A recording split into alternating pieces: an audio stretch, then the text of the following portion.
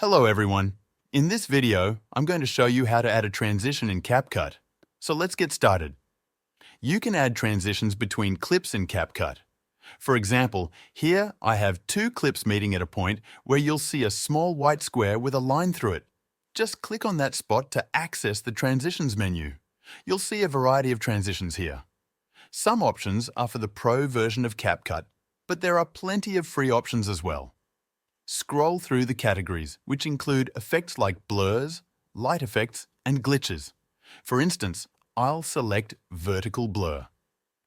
You can adjust the transition duration as needed, then confirm by clicking the check mark in the top right. Play the video back to see the transition in action. If you want to make adjustments, just click the transition again to modify it. There's also an option to Apply to All in the top left, so you can apply the transition to all similar points in the video.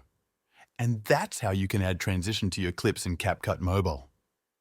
If this video helped you out, feel free to buy me a coffee using the link in the description. This will support the channel so I can keep making more videos like this. Thanks for watching.